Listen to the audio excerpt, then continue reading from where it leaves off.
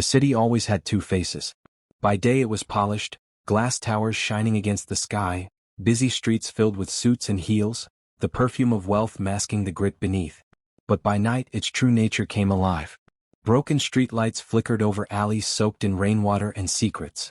Shadows stretched long and whispers curled like smoke, carrying the weight of debts, betrayals and sins. It was in this part of the city that Joe reigned. Tall, broad-shouldered, skin as dark and polished as obsidian, Joe's presence commanded silence wherever he walked. Men who lived by violence spoke his name in low tones. The streets called him the devil. Some claimed he'd killed with his bare hands, others swore he never needed to raise his voice. One look from him was enough to end a man's arrogance. Joe never corrected the rumors. He didn't care what people believed. Fear kept him alive, and after all he had seen, after all he had done, being feared was easier than being loved. But that night, rain-slick and restless, something unexpected happened. Grace had no business being in that part of town. She knew it, even as she tightened her grip on her leather purse and tried not to look like a trembling deer surrounded by wolves. Her father would have been furious if he'd known she'd strayed past the bright boulevards into the darker veins of the city. The driver he'd hired for her had dropped her near the volunteer center 2 streets down. But the meeting had run late, and in her determination to prove she could be independent, she'd insisted she could walk back alone. Now she regretted it. Her pale skin and golden hair glowed too brightly under the buzzing street lamps. She looked like money, like privilege, like something out of place, and predators could smell it. She quickened her pace, heart hammering, when she noticed the footsteps behind her. "Hey, Blondie," a voice called, mocking and sharp. Her stomach dropped. She clutched her purse closer and walked faster. The footsteps followed. 3 men emerged from the shadows. Their grins were wide, their eyes glinting with hunger that had nothing to do with food. One of them blocked her path, reeking of cheap whiskey and cigarette smoke. "Where you running to, pretty doll?" he sneered, reaching for her arm. Please," Grace stammered, her voice breaking. "I don't want any trouble." The men laughed, circling her like hyenas. One tugged at her purse, another brushed a strand of her hair. Panic surged in her chest, choking her. She opened her mouth to scream. And then he appeared. A shadow detached itself from the mouth of the alley. The men stiffened instinctively, their laughter dying mid-breath. Joe stepped into the dull glow of the streetlight, his frame blocking the rain. His eyes, dark, unflinching, fixed on them. "You really want to do this here?" His voice was low, gravelly, carrying the weight of warning. The leader of the trio tried to puff his chest. "Mind your business, Joe. Ain't nobody asked you to play hero." But his bravado cracked under Joe's silence. The stillness was worse than shouting. It was the kind of calm that came before violence. Joe took one step closer and the men faltered. "Leave." The word was final, sharp as steel. They exchanged quick looks, muttered curses, and retreated into the shadows, not daring to test the man the city called the devil. Grace stood frozen, her breath shallow, her heart racing against her ribs. Joe looked at her then, and for a moment she thought the air had been punched out of her lungs. Up close, he was terrifying, massive shoulders straining against his jacket, tattoos inked across his forearms, a face carved with lines of hardship and shadow. Yet there was something else too, something unexpected. His eyes. They weren't empty as she imagined they would be. They weren't cruel. They were tired. Wanted. "You shouldn't be here," he said, his tone flat, almost dismissive. I was just trying to get back." Grace's words stumbled, caught between fear and gratitude. Joe studied her for a beat longer, then turned away as if she were already forgotten. "Stay on the main road. And don't walk alone at night." Grace should have left it at that. She should have run back to her father's world of chauffeurs and chandeliers and safety. But something rooted her feet in place. "Wait." Joe paused, his back still to her. "Thank you," she said softly. He didn't reply. He disappeared into the night like a shadow swallowed by darkness. Grace thought that was the end of it. A frightening encounter with thugs, a savior who didn't want to be thanked, a story she would bury so her father wouldn't forbid her from ever leaving the mansion again. But fate had other plans. 2 days later she saw him again.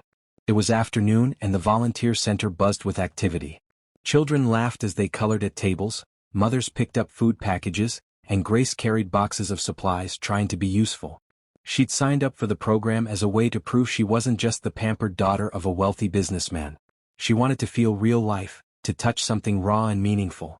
She was stacking cans when a hush rippled through the room. She turned, and there he was. Joe.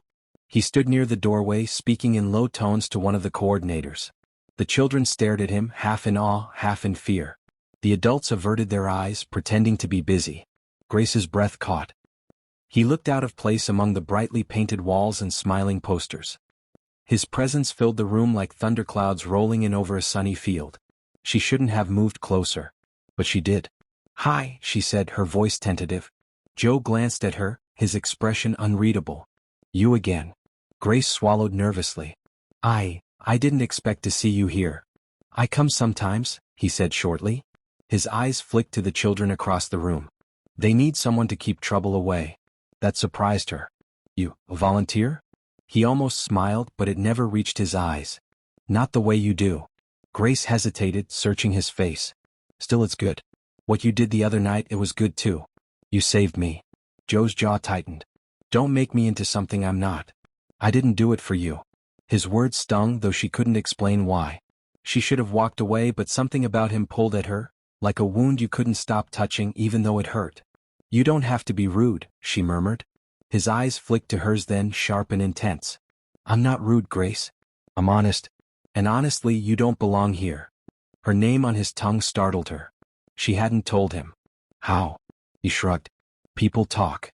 Before she could press further, one of the coordinators called her name. She turned reluctantly, and when she looked back, Joe was gone again, leaving only the echo of his presence behind. That night, Grace lay awake in her silk-sheeted bed, staring at the ceiling of her father's mansion. She thought of Joe, the way he'd looked at her, the weight of his silence, the unexpected gentleness hidden beneath his hard shell. She thought of the way everyone else reacted to him: fear, avoidance, whispers. But she couldn't shake the feeling that there was more to him. Her father had always warned her about men like that. Dangerous men. Men with nothing to lose. But Grace's heart, fragile and foolish, whispered a different truth. Sometimes even the devil can save you. Grace tried to push him out of her mind. It was supposed to be simple: the volunteer work at the community center, her upcoming classes, dinner at her father's estate where the table stretched so long she could barely hear her stepmother's voice at the other end. Her life was mapped out in careful lines, a path meant to keep her clean, safe, untouchable. But Joe kept appearing between those lines. She would see him in flashes, the broad shoulders ducking into the corner store, his voice rumbling low as he spoke with kids at the center, the way people stepped out of his way without him asking. He didn't belong to her world and she didn't belong to his, yet something about his presence was magnetic. Dangerous. Her friends noticed her distraction. "Grace, why are you always zoning out lately?" one of the girls asked over lattes at the cafe downtown. They all wore designer coats, diamonds glittering on their fingers, the hum of wealth like perfume around them. "Don't tell me it's some boy." Grace flushed, nearly choking on her drink. "No, of course not." "Good," another friend chimed in. "Because your father would die if he thought you were wasting time on some loser." She smirked, flipping her glossy hair. "Honestly, Grace, you're too trusting. Remember what happened to Charlotte when she started dating that, what was he? A mechanic? The scandal nearly killed her family." Grace forced a laugh, but her chest tightened. She couldn't imagine what her friends, or worse her father, would say if they knew about Joe. Not that there was anything to know. He wasn't her boyfriend. He wasn't anything to her. So why did she keep thinking about him? The next time she saw him, she was stacking books at the center's tiny reading corner. "Those don't belong there," a deep voice said behind her. Grace jumped, spinning around to find Joe leaning against the doorway, arms crossed. Her heart skipped. "You scared me." "You scare easy," he replied. She frowned. "That's not very nice." "I'm not nice," he said simply. Grace huffed, placing the book on the correct shelf. "You saved me that night. That was nice." He didn't answer, and when she glanced at him, his eyes were unreadable. "Why are you here again?" she asked, trying to steady her voice. "Same reason as you," he said. "To help." "You don't look like the type." One corner of his mouth lifted, but it wasn't a smile. "What type do I look like?" Grace hesitated. The words her friends would use swam in her head. Thug, criminal, dangerous. She hated herself for even thinking them. "You look like someone people stay away from." "Good." His tone was final. "Why?" He studied her for a long moment, his gaze heavy. "Because people like you don't understand what it means to be near me. You live in a world that doesn't touch mine. If you're smart, you'll keep it that way." Grace's throat tightened. He was warning her, pushing her away. But there was something in his voice, something almost protective. "Maybe I don't want to stay away," she whispered before she could stop herself. His eyes hardened. "You don't know what you're saying. I know you're not what everyone thinks." Joe stepped closer, the air between them tightening. He loomed over her, shadows wrapping around his frame, and Grace had to tilt her head back to meet his eyes. "You think you see me, Grace?" His voice was low, dangerous. "You see what I let you see. And if you were smart, you'd run far away before you see the rest." Her heart pounded, but she didn't move. She should have been afraid. Maybe she was. But beneath the fear, something burned brighter: fascination. Later that night, Grace overheard her father on the phone. "You know I don't want her near that neighborhood," he barked. His voice carried down the marble hallway. "She's too soft. Too fragile. If she keeps volunteering there, I'll have to put a stop to it. I won't have her mixing with those people." Grace froze. Those people. She knew what he meant.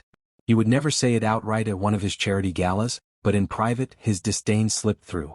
People who didn't look like them. People who didn't have money or names carved into plaques. Her chest ached. She wanted to scream, to tell him she wasn't fragile, she wasn't a porcelain doll to be hidden away. But she stayed silent, retreating to her room. That night she dreamed of Joe's eyes. The city tested her resolve a week later.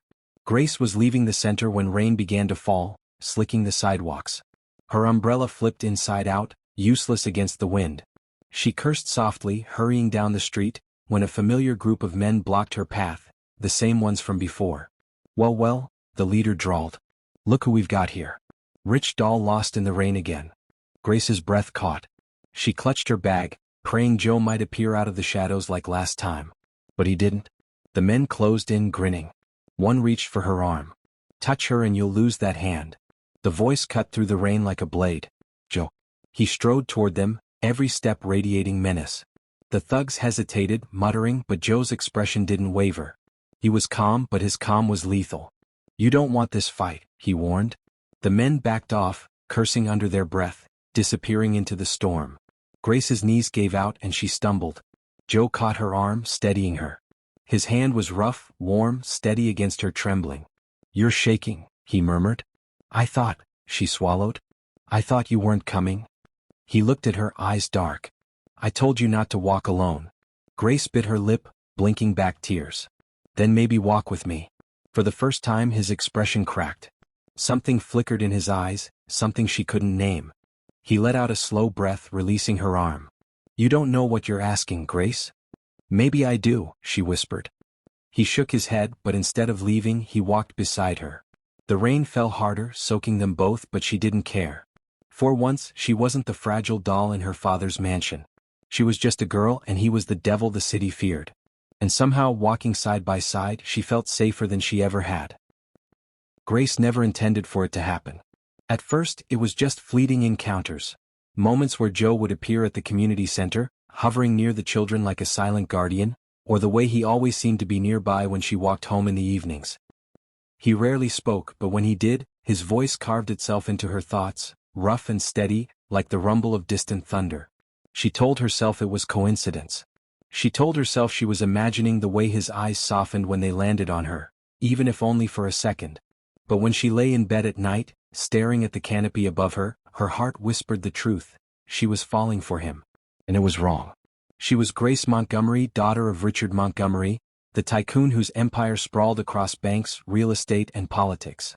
A girl with a family name heavy enough to open any door. Joe was everything her world rejected. A black man the city whispered about, the kind mothers warned their daughters against, the kind her father would banish without a second thought. And yet she couldn't stay away. Their first kiss happened on a rooftop. It wasn't planned. Grace had gone up there after a late shift at the center, needing air, her heart heavy with the weight of her father's endless warnings. She hadn't noticed Joe was already there, smoking quietly, his silhouette outlined by the city's glow. "You shouldn't sneak up on people," she said softly when she saw him. "I didn't sneak," he replied. "You just didn't look." She joined him at the ledge, watching the lights blur below. Silence stretched between them, but it wasn't uncomfortable. She liked the quiet with him, it felt honest. After a while she turned. "Why do you keep showing up, Joe?" He took a drag from his cigarette, exhaled slowly, his gaze locked on the horizon. "Because you keep walking into trouble." "That's not the only reason." His eyes flicked to hers, sharp, probing. What other reason would there be? Grace's heart pounded. Maybe it was the night air, maybe it was the way he stood there like he carried the whole city's weight on his shoulders, but the words slipped out before she could stop them. Because you feel it too. Joe froze. His jaw tightened. For a long moment he said nothing. Then suddenly his hand was on her wrist, pulling her closer, his breath mingling with hers. You don't know what you're doing, he whispered. Yes, I do, she whispered back. And then his mouth was on hers, rough, desperate, like a dam breaking. The kiss was fire and danger, everything her father had warned her about, everything society told her to fear. But to Grace, it felt like the first real thing in her life. After that night they lived in shadows. They met on rooftops, in dim alleys near the center, in his worn-down apartment with peeling paint and a broken window he never bothered to fix. Joe tried to keep distance, to convince her it was wrong, but every time she looked at him with those soft eyes, his resolve cracked. She saw a side of him no one else did. When he took her hand, his touch was gentle, as though afraid she might break. When she laughed, he listened with quiet wonder, as though he'd forgotten joy could sound that way. He told her little pieces of himself in fragments. About his childhood in a neighborhood no one cared about the people he lost, about the choices that made him who he was. And Grace, sheltered all her life, felt the edges of her world expand. She started sneaking out of her father's mansion more often, claiming study sessions or late volunteer shifts. At first, guilt gnawed at her, but the moment she saw Joe waiting for her, leaning against his car, the guilt melted into something else: freedom. But freedom came with a cost. The city's eyes were everywhere. Once, leaving his apartment, Grace felt the sting of stares. A woman on the street narrowed her eyes, muttering under her breath. Another time, at a cafe downtown, one of her friends spotted her slipping into Joe's car. Grace Montgomery, who was that? Her friend demanded later, nose wrinkled. Don't tell me you're seeing someone like him. He looked dangerous. Grace forced a laugh, brushing it off, but dread curled in her stomach. The whispers were growing. Joe noticed before she did. One night, as they sat together in his apartment, Grace curled against him. He shifted suddenly, his body tense. What is it? She asked. Nothing, he muttered, but his eyes flicked to the window. Just, people are watching more closely lately. Because of me? Because of us. Her throat tightened. Do you regret it? Joe turned, his hand cradling her face. His eyes burned into hers, intense and raw. I regret letting you get this close to me. Because now if something happens to you, he trailed off, jaw clenching. Grace pressed her forehead to his chest. Nothing's going to happen. But she was wrong. The attack came 2 weeks later. Grace had just left the community center when a car screeched to a halt beside her. 2 men jumped out, their faces hidden beneath hoods. Panic surged. Before she could scream, one grabbed her arm. Where's your devil boyfriend now? The man sneered. Her blood ran cold. Joe. This was about Joe. She struggled, but they were too strong. One yanked her toward the car. And then a shout split the night. Let her go. Joe. He came out of nowhere, fury in every stride, his fist slamming into the man's jaw. Grace fell back as chaos erupted. Joe fought like a storm unleashed, raw and brutal, every strike fueled by rage. The men fled, cursing, one clutching his bleeding mouth. Breathing hard, Joe turned to Grace. Are you hurt? Tears streaked her cheeks. And no. He pulled her into his arms, holding her so tightly she could barely breathe. For the first time she felt his body tremble. They'll use you against me, he whispered hoarsely. I should have known. Grace clung to him. I'm not afraid. But he was. She felt it in the way his arms tightened around her, in the way his breath shook. For all his strength, for all his reputation as the devil, this was the first time she'd seen him look truly vulnerable. She was his weakness. And in that moment she realized something terrifying. If she stayed, she might cost him everything. The city didn't sleep. It prowled and whispered, restless as ever. But for Joe, everything had narrowed to one truth. Grace was no longer safe. The attack on her wasn't random. His enemies had finally found the key to breaking him.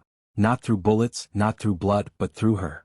She had become the one thing he couldn't bear to lose. And that terrified him more than anything. Grace saw it in him the days after. The way his jaw stayed tight, the way his eyes scanned every corner when they walked together. He wouldn't let her go anywhere alone. Not the volunteer center, not even the corner store. You can't watch me every second, she said gently one evening as they sat in his apartment. The glow of a single lamp lit the room, throwing shadows across his face. "Watch me," Joe replied flatly. "Joe." Grace reached for his hand. He pulled away, pacing like a caged animal. "You don't get it," he snapped, his voice raw. "They don't come after me because they hate me. They come after me because I matter too much in their world. And now they've seen you. That makes you a target." Her chest ached. She'd never seen him like this, afraid, restless, cornered. She stood, stepping into his path, forcing him to look at her. "I'm not leaving you." His eyes blazed. "You should. And you should stop pushing me away." Her voice trembled, but she didn't back down. "I know who you are. I know what people say. But I also know you, Joe. The man who shows up for kids who aren't even his. The man who saves strangers in the rain. The man who—" "The devil?" he cut in, bitter. "The man I love," Grace finished, her voice steady. Joe froze.